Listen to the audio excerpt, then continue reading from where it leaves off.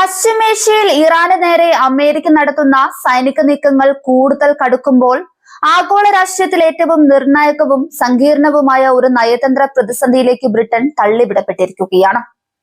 US president Donald ട്രംപും ബ്രിട്ടന്റെ പുതിയ പ്രധാനമന്ത്രി ആൻഡി ബർണാമും തമ്മിലുള്ള ബന്ധത്തെ പോലും വൻ പരീക്ഷണത്തിലേക്ക് തള്ളിവിടുന്ന തരത്തിലാണ് ഇപ്പോഴത്തെ സംഭവങ്ങൾ മുന്നേറുന്നത്. ഇറാനെതിരെയുള്ള വ്യോമ സൈനിക ആക്രമണങ്ങൾ വിപുലീകരിക്കുന്ന പശ്ചാത്തലത്തിൽ UK കീഴിലുള്ള പ്രധാന സൈനിക താവളങ്ങൾ അമേരിക്കയ്ക്ക് യാതൊരു തടസ്സവുമില്ലാതെ ഉപയോഗിക്കാൻ അനുവദിക്കണമെന്നാണ് ട്രംപിന്റെ ഉറച്ച ആവശ്യം. ദി ടെലഗ്രാഫ് പുറത്തുവിട്ട റിപ്പോർട്ടുകൾ പ്രകാരം UK RAF ഫെയർഫോർഡ്, ഇന്ത്യൻ മഹാസമുദ്രത്തിലെ തന്ത്രപ്രധാന ദ്വീപായ ഡീകോകാശ എന്നീ സൈനിക താവളങ്ങളുടെ പൂർണ്ണമായ നിയന്ത്രണവും ഉപയോഗാവകാശവും തുടർന്നും ലഭിക്കുമെന്ന് ട്രംപ് ഭരണകൂടം ഉറച്ചു വിശ്വസിക്കുന്നുണ്ട്. അമേരിക്കൻ വ്യോമസേനയുടെ ദീർഘദൂര ബോംബർ വിമാനങ്ങൾക്കും ഇന്ധനം നിറയ്ക്കാനുള്ള ടാങ്കർ വിമാനങ്ങൾക്കും സമുദ്ര നിരീക്ഷണത്തിനും ലോജിസ്റ്റിക്സ് പിന്തുണയ്ക്കും ഏറ്റവും അനിവാര്യമായ താവളങ്ങളാണ് ഇവ രണ്ടും. കിയർ സ്റ്റാർമറുടെ ഭരണകാലത്ത് ചില പ്രത്യേക പ്രതിരോധ ആവശ്യങ്ങൾക്ക് മാത്രമായി ഈ താവളങ്ങൾ ഉപയോഗിക്കാൻ അമേരിക്കയ്ക്ക് അനുമതി നൽകിയിരുന്നു. അമേരിക്കയും ഇസ്രയേലും സംയുക്തമായി നടത്തുന്ന വിപുലമായ ആക്രമണങ്ങളിൽ UK നേരിട്ട് പങ്കാളിയാകുന്നില്ല എന്ന നിലപാടിലായിരുന്നു അന്നത്തെ സർക്കാർ. ലണ്ടനിലെ പുതിയ ലേബർ ഗവൺമെന്റിന് വലിയൊരു രാഷ്ട്രീയ ഉത്തരം കണ്ടെത്തേണ്ടി വന്നിരിക്കുകയാണ്. ആൻഡി ബർണാമിന് മുൻപിൽ രണ്ട് വഴികളാണുള്ളത്. ഒന്നെങ്കിൽ അമേരിക്കയുടെ യുദ്ധതന്ത്രങ്ങൾക്ക് UK മണ്ണ് വിട്ടു നൽകുക, അല്ലെങ്കിൽ ലോക വൻ ശക്തിയായ അമേരിക്കയോട് നോ പറയുക. താവളങ്ങൾ ഉപയോഗിക്കാൻ അനുവദിക്കുന്നത് ബ്രിട്ടീഷ് നിയന്ത്രണത്തിലുള്ള പ്രദേശങ്ങളെ ഒരു വലിയ പ്രാദേശിക യുദ്ധത്തിന്റെ പ്രധാന വിക്ഷേപണ കേന്ദ്രങ്ങളാക്കി മാറ്റുമെന്ന ഗുരുതരമായ ഭീഷണിയുണ്ട്. ഇത് ഇറാന്റെ പ്രതികാരാക്രമണങ്ങൾക്കും സൈബർ പ്രഹരങ്ങൾക്കും UKയ്ക്കും അതിന്റെ തന്ത്രപ്രധാന ആസ്തികളെയും ഇരയാക്കിയേക്കാം.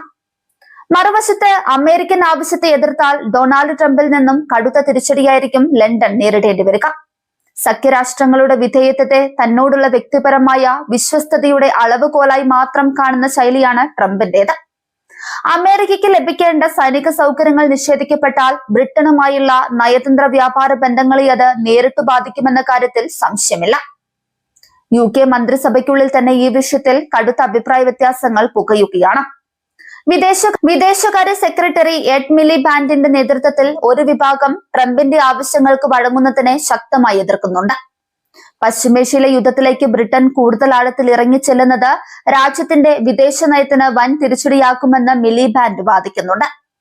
ലേബർ പാർട്ടിയിലെ ഭൂരിഭാഗം എംപിമാരും ഈ യുദ്ധവിരുദ്ധ നിലപാടിനെ പിന്തുണയ്ക്കുന്നവരാണ്. അന്താരാഷ്ട്ര നിയമങ്ങളെ കാറ്റിൽ പറത്തി നടത്തുന്ന അക്രമങ്ങൾക്ക് ബ്രിട്ടീഷ് മണ്ണ് ഉപയോഗിക്കാൻ അനുവദിച്ചാൽ ഭരണകക്ഷിയിൽ വലിയൊരു പിളർപ്പുണ്ടാകാൻ സാധ്യതയുണ്ട്. RAF ഫെയർഫോർഡ് എന്നത് UK ഗ്ലൗസസ്റ്റർഷെയറിൽ സ്ഥിതി ചെയ്യുന്ന വളരെ പ്രധാനപ്പെട്ട ഒരു വ്യോമസേനാ താവളമാണ്. B-52, B-2 സ്പിരിറ്റ് തുടങ്ങിയ അമേരിക്കയുടെ അത്യാധുനിക ബോംബർ വിമാനങ്ങൾക്ക് യൂറോപ്പിൽ നിന്ന് ഏഷ്യയിലേക്ക് പറന്നുയരാനുള്ള പ്രധാന കേന്ദ്രമാണിത്. ഇന്ത്യൻ മഹാസമുദ്രത്തിൽ സ്ഥിതി ചെയ്യുന്ന ഡിയഗോ ഗൗഷിയാകട്ടെ US നാവിക വ്യോമകരത്തിന്റെ ആഗോള കേന്ദ്രമാണ്. അവിടെയുള്ള റൺവേകളും ആഴക്കടൽ തുറമുഖ സൗകര്യങ്ങളും US നാവികസേനയ്ക്കും വ്യോമസേനയ്ക്കും വലിയൊരു ആധിപത്യം നൽകുന്നുണ്ട്. അമേരിക്കയെ സംബന്ധിച്ചിടത്തോളം ഈ രണ്ട് താവളങ്ങളുടെയും പൂർണ്ണ നിയന്ത്രണമില്ലാതെ ഇറാനെതിരെയുള്ള അക്രമങ്ങൾ ശക്തമായി മുന്നോട്ട് കൊണ്ടുപോകുക അസാധ്യമാണ്. മറ്റ് സഖ്യരാഷ്ട്രങ്ങളിൽ ഇത്തരം സൗകര്യങ്ങൾ ഉണ്ടെങ്കിലും വിശ്വസനീയമായ ലോജിസ്റ്റിക് ശൃംഖലയുള്ള ബ്രിട്ടീഷ് താവളങ്ങൾക്ക് പകരമാക്കാൻ അവയ്ക്ക് കഴിയില്ല. എന്നാൽ ബർണാം സർക്കാർ അഭിമുഖീകരിക്കുന്നത് വെറുമൊരു സൈനിക നയതന്ത്ര പ്രശ്നം മാത്രമല്ല, അന്താരാഷ്ട്ര നിയമങ്ങളുടെ കുരുക്ക് കൂടിയാണ്. ഇറാന്റെ മണ്ണിലേക്ക് ആക്രമണം നടത്താൻ സ്വന്തം താവളങ്ങൾ വിട്ടു നൽകുന്നത് അന്താരാഷ്ട്ര നിയമപ്രകാരം ആക്രമണത്തിൽ പങ്കാളിയാക്കുന്നതിന് തുല്യമാണ്. ഇറാൻ ഇതിനോടകം തന്നെ അമേരിക്കൻ താവളങ്ങൾക്ക് അഭയം നൽകുന്ന രാജ്യങ്ങൾക്ക് മുന്നറിയിപ്പ് നൽകിയിട്ടുണ്ട്. ബ്രിട്ടീഷ് താവളങ്ങളിൽ നിന്ന് അമേരിക്കൻ വിമാനങ്ങൾ ഉയർന്നു പൊങ്ങിയാൽ അതിനുള്ള മറുപടി UK താൽപര്യങ്ങൾക്ക് നേരെയും ഉണ്ടാക്കുമെന്ന ഭീഷണിയും നിലനിൽക്കുന്നു. ഡൊണാൾഡ് ട്രംപിന്റെ അമേരിക്ക ഫസ്റ്റ് നയവും ബ്രിട്ടന്റെ പരമാധികാര നയങ്ങളും ഇവിടെ നേരിട്ട് ഏറ്റുമുട്ടുകയാണ്. മുൻപ് കിയർ സ്റ്റാർമർ അനുവർത്തിച്ച പരിമിതമായ അനുമതി എന്ന തന്ത്രം ഇനി മുന്നോട്ട് കൊണ്ടുപോകാൻ കഴിയില്ലെന്ന് ട്രംപിന്റെ കടുത്ത നിലപാടുകൾ വ്യക്തമാക്കുന്നുണ്ട്. ബ്രിട്ടീഷ് പൊതുജന അഭിപ്രായവും യുദ്ധത്തിൽ പങ്കാളികളാകുന്നതിന് എതിരാണ്. പശ്ചിമേഷ്യയിലും ഇറാഖിലും അഫ്ഗാനിസ്ഥാനിലും മുൻപ് നടത്തിയ സൈനിക ഇടപെടലുകൾ ഉണ്ടാക്കിയ മുറിവുകൾ ബ്രിട്ടീഷ് സമൂഹത്തിൽ ഇപ്പോഴും മാഞ്ഞിട്ടില്ല. മറ്റൊരു വലിയ യുദ്ധത്തിലേക്ക് രാജ്യത്തെ തള്ളിവിടുന്നത് രാഷ്ട്രീയമായി വലിയൊരു ആത്മഹത്യാപരമായ നീക്കമായിരിക്കും. എഡ് മിലിബാൻഡിനെ പോലുള്ള മുതിർന്ന നേതാക്കൾ വാദിക്കുന്നത് നയതന്ത്രപരമായ ചർച്ചകളിലൂടെയും ഉപരോധങ്ങളിലൂടെയും പ്രശ്നം പരിഹരിക്കണമെന്നാണ്.